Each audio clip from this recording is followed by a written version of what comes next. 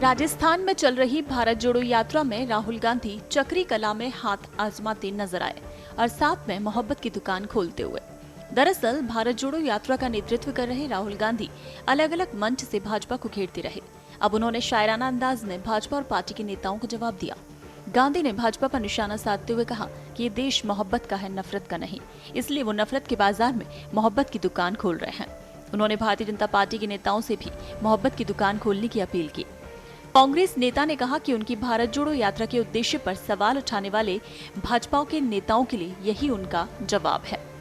उधर कांग्रेस अध्यक्ष मल्लिकार्जुन खड़गे के बयान पर बवाल मचा हुआ है। बीजेपी को घेरते हुए खड़गे ने कहा, हमने यानी कांग्रेस पार्टी ने देश को आजादी दिलाई और देश की एकता के लिए इंदिरा और राजीव गांधी ने अपनी जान की कुर्बानी दी। उन्होंने बीजेपी से सवाल करते हुए कहा कि हमारी पार्टी के नेताओं ने अपनी जान दी, आपने क्या किया? आपके घर में कोई देश के लिए कुत्ता तक मरा है क्या? किसी ने कोई कुर्बानी दी है? खड़गे ने कहा कि कांग्रेस को डराने की कोशिश की जा रही है, लेकिन हम डरेंगे नहीं। उन्होंने कहा कि देश में लोगों को बांटा जा रहा है। संसद में चीन के मुद्दे पर चर्चा करने से केंद्र की सरकार भाग रही है। संविधान को खत्म करने की कोशिश की जा रही है। अरुणाचल प्रदेश के तवांग में भारत चीन के सैनिकों के बीच हाल में हुई झड़प पर भी कांग्रेस अध्यक्ष ने जमकर निशाना साधा। उन्होंने कहा कि हम कह रहे हैं कि उनसे यानी केंद्र सरकार से कि हम सदन में बात करना चाहते हैं। राज्यसभा में हमने नोटिस दिया है, नोटिस देने के बावजूद भी वो चर्चा के लिए तैयार नहीं।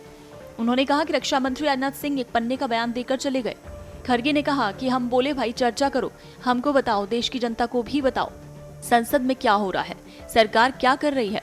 कांग्रेस अध्यक्ष ने कहा केंद्र सरकार बाहर तो शेर के जैसे बात करती है, लेकिन उनका जो चलना है वो आप देखेंगे तो चूहे के जैसा है। खड़गे के इस बयान पर केंद्रीय मंत्री पीयूष गोयल ने उनसे माफी की मांग की। उन्होंने कहा विपक्ष के नेता मल्लिकार्जुन खड़गे ने अभद्र भाषण दिया। जिस भाषा का प्रयोग किया गया वो दुर्भाग्यपूर्ण है। उन्होंने जिस तरह से अभद्र भाषा का इस्तेमाल किया, निराधार बातें कही और देश के सामने झूठ पेश करने की कोशिश की, मैं उसकी निंदा करता हूँ। मैं उनसे माफी की मांग करता हूँ।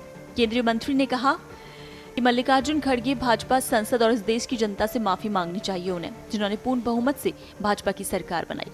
उन्होंने हमें उनकी मानसिकता और ईर्ष्या की झलक दिखाई। पीयूष गोयल ने यह भी कहा कि 9 दिसंबर को तवांग में भारत चीन झड़प पर संसद में रक्षा मंत्री राजनाथ सिंह के बयान के बावजूद विपक्ष अविश्वास दिखा रहा है। गोयल ने कांग्रेस पर बड़ा आरोप लगाया। उन्होंने कहा कांग्रेस सेना का मनोबल गिरा रही है।